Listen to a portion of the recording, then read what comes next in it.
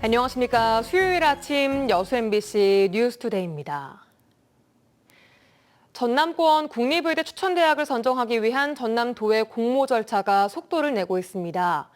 최근 긴급 입찰을 거쳐서 글로벌 자문업체와 대형 법무법인을 용역기관으로 선정했는데요. 순천시를 비롯한 순천권은 독자 노선 방침을 고수하고 있어 여전히 평행선을 달리고 있습니다. 유민호 기자입니다. 국립의대 설립대학을 추천하기 위한 전라남도의 공모가 속도를 내고 있습니다. 최근 전라남도는 자문업체 에이티커니 코리아와 대형 법무법인 지평 컨소시엄을 용역기관으로 선정했습니다. 계약기간은 오는 11월 말, 용역비는 9억 5,800만 원입니다. 이들은 설립방식위원회와 사전심사위원회, 평가심사위원회까지 3단계를 거쳐 10월 말 정부 추천대학을 선정할 계획입니다. 공청회도 진행할 거고 필요하면은 설문조사도 하게 될 거고 정말 3자 입장에서 공정한 의견을 들어봐서 어떻게 갈 것인가 이런 부분까지를 결정하기 때문에 순천시와 순천대 등 순천권은 여전히 독자 추진 방침을 고수하고 있습니다. 노관규 순천시장은 지난주 취임 2주년 기자회견에서 전라남도가 공모를 압박하고 있다며 참여 의사가 없음을 분명히 했습니다. 9대 후반기 순천시의회 의장이 된 강영구 의대유치특별위원장도 반발 수위를 끌어올리겠다고 밝혔습니다. 순천대학교와 순천의회와 저희들이 세 축을 이루어서 각자 맡은 바 자리에서 의대 유치가 될 수 있도록 최선의 노력을 다하고 우리 시민운동을 통해서 붐 조성을 할 수 있도록. 순천 주민과 시민사회단체도 전남동부청사 등 지역 곳곳에서 공모를 반대하는 집회와 행진을 여전히 이어가고 있습니다. 하지만 전라남도는 이와 관련해 정부가 의대 선정 절차를 빨리 진행하라고 요구한 상황에서 공모 외에는 대안이 없다고 밝혀 양측의 간극은 당분간 좁혀지기 힘들 것으로 전망됩니다. MBC 뉴스 유민호입니다. 광양 아파트 신탁 사기 관련 소식 오늘도 이어갑니다. 그동안 전월세 사기와 불법 계약, 공매 등 온갖 논란 속에도 불구하고 아파트 시행사가 월세 세입자를 모집하고 있는 것으로 확인됐습니다. 세입자들의 더 큰 피해를 막기 위해 대책 마련을 요구하는 목소리가 커지고 있습니다. 김단비 기자입니다. 중고 거래앱에 올라온 게시글입니다. 신축 아파트 15평의 월세가 보증금 300에 40만 원입니다. 방문 상담 시 특별한 혜택도 준다고 되어 있습니다. 모두 전월세 사기 의혹과 불법 임대차 계약, 보증금 환수 등의 문제가 불거진 아파트 관련 글입니다. 전월세 사기와 공매 논란에도 시행사가 불법 계약을 체결하려고 하면서 아파트 앞엔 이를 주의하라는 현수막이 내걸렸습니다. 실제로 보증금 없이 월세를 한 번에 내면 단기 계약이 가능하다는 말에 시행사와 덥석 계약한 세대도 있습니다. 이번에도 아파트 소유권자인 신탁사의 동의는 없었습니다. 광고를 보셨던 건가요? 예, 맞아요. 그냥 저희가 단기로 살려다 보니까 해당 아파트 공매 절차도 시작됐습니다.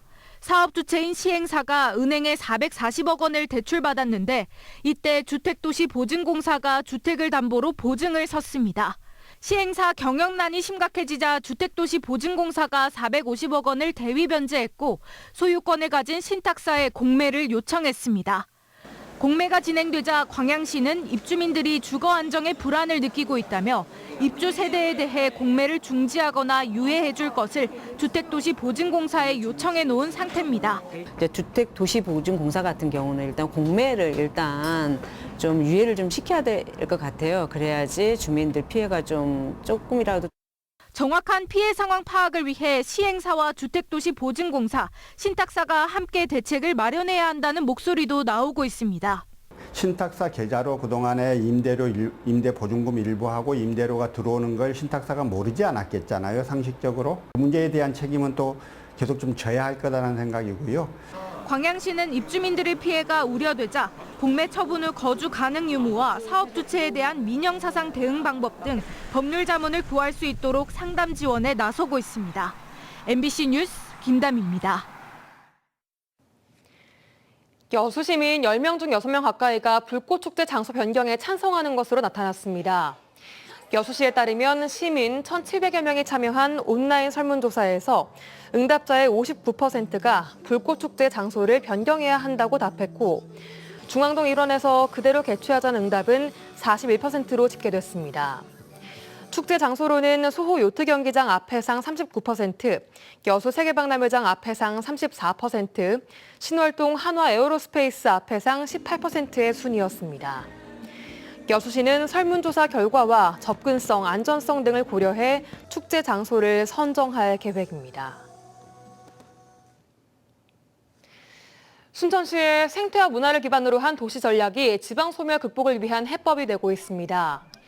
순천시는 한국고용노동정보원이 최근 발간한 지역산업과 고용 여름호에서 전남 22개 시군 가운데 순천이 광양과 함께 소멸 위험 지역에 제외됐다고 밝혔습니다.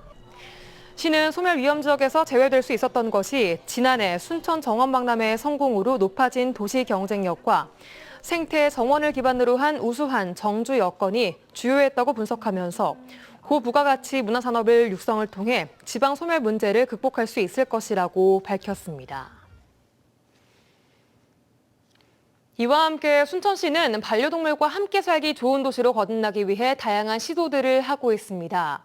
지난해 반려동물 문화센터의 개관에 이어서 반려동물과 함께하기 위한 다양한 인프라와 관광 콘텐츠 구축을 통해 소정의 성과를 만들어가고 있습니다. 김주희 기자가 보도합니다. 순천 오천 그린광장. 초록 잔디 위에서 반려견들이 견주들과 산책을 즐기고 자유롭게 뛰놉니다. 반려견 스포츠인 개 장애물 경주를 펼치면서 즐거운 시간을 보내기도 합니다. 최근 개최된 댕댕 나이트런 행사에 참가한 견주들의 반응은 비교적 긍정적입니다. 강아지들과 함께 이렇게 뛰어놀 수 있는 넓은 공간이 있어서 너무 좋고 순천시에서 이런 행사들 많이 했으면 좋겠어요. 앞에 호수도 있고 뒤에 동산도 있고 그다음에 사람들도 많고 다른 친구들도 많이 볼 수 있어서 너무 좋고요. 그다음에 지금 사실 분위기가 너무 좋습니다. 그것도 좋지만 분위기가 저는 너무 좋은 것 같아요. 반려동물 양육 인구 1,500만 시대. 순천시는 생태 문화 도시 조성과 더불어 반려동물들과 함께 살기 좋은 도시, 여행하기 좋은 도시로 조성하기 위해 다양한 시도를 하고 있습니다. 지난해 광주 전남 최초로 반려동물 문화센터를 개관한 것을 시작으로 시민학교, 문화행사, 동물 안전 복지 시스템 구축 등 행정적 지원 체계를 구축하고 있습니다. 이와 함께 펫 관광 전문 가이드를 양성하고 순천 관광 펫 택시 운영, 펫 친화 점포 운영 등 반려동물 동반 여행을 돕기 위한 다양한 특수 시책 사업들도 추진하고 있습니다. 조만간 순천시 반려동물 동반 여행 활성화 방안 마련을 위한 연구 영역에도 착수할 계획입니다. 반려동물하고 함께 여행하기 쉬운 도시가 되기 위해서는 어떤 여건들이 필요한지 그 용역에서 기본적인 조사 작업부터 시작해서 시설 인프라 또 어떤 소프트웨어가 필요한지 그런 계획 분야까지 같이 총괄해서 담아낼 수 있을 겁니다. 반려동물 친화 관광도시의 조성을 추진 중인 순천시. 이제는 반려동물과 더불어 살아가는 한층 더 성숙한 도시 조성을 위해 비반려인들과의 갈등을 완화하기 위한 건강한 펫 문화의 조성을 위한 노력들도 더욱 강화돼야 할 것으로 보입니다. MBC 뉴스 김주희입니다. 순천시가 동천하구 농지를 매입해 습지로 복원합니다. 순천시는 국제적으로 생태학적 중요성을 인정받고 있는 동천하구 습지보호 지역 내 농경지를 포함한 토지 15헥타르를 매입해 습지로 복원하기 위한 등기 절차까지 모두 마쳤습니다. 앞으로 순천시는 동천하구 일원 토지 매입과 복원 사업을 통해 순천만에서부터 도심 방향으로 생태축을 연결해 나갈 예정입니다. 광양만권 경제자유구역청이 신임 청장 공모에 난항을 겪으면서 당분간 청장 공백 사태가 이어질 전망입니다.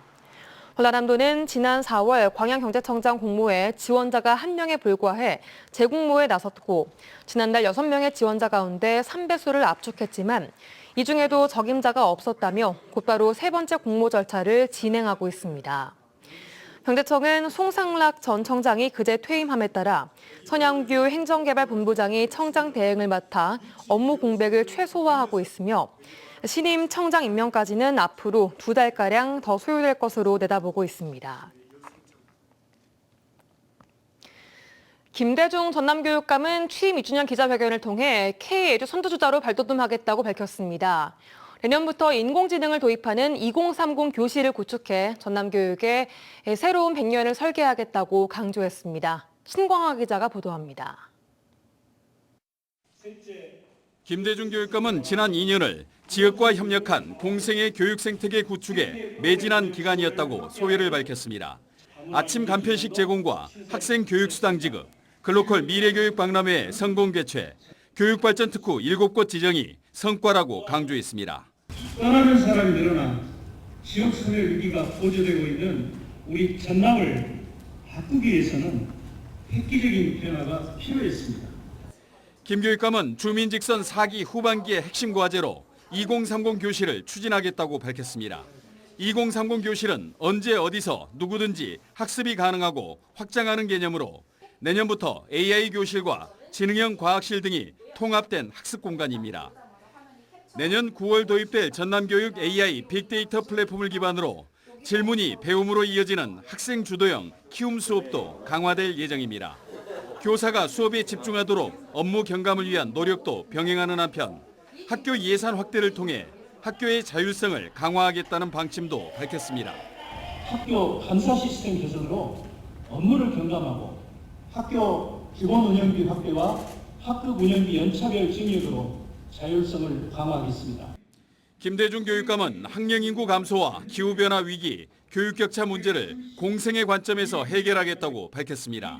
또 지역소멸 대책으로 학생 교육 수당을 지자체와 연계해 내년부터 22개 시군 전 지역에 월 10만 원씩 중학생까지 지급하는 안을 정부와 협의하고 있다고 말했습니다. 전남교육의 최대 현안인 학생 수 감소와 작은 학교 문제에 보다 적극적으로 대처해 작은 학교가 K-에듀의 모델이 될 수 있도록 하겠다고도 했습니다. MBC 뉴스 신광하입니다. 프로축구 전남 드래곤즈가 경남FC와의 원정 경기에서 이기면서 선두를 맹추격하고 있습니다. 전남은 그제 창원축구센터에서 치러진 원정 경기에서 최원철과 임찬울, 하남과 발디비아의 득점으로 경남FC를 4대2로 이겼습니다. 9경기 연속 무패 행진을 이어가고 있는 전남은 현재 2위로 1위인 FC 안양과 승점 5점 차입니다. 한편 전남은 이번 주 일요일인 7일 안산과 원정 경기를 앞두고 있습니다.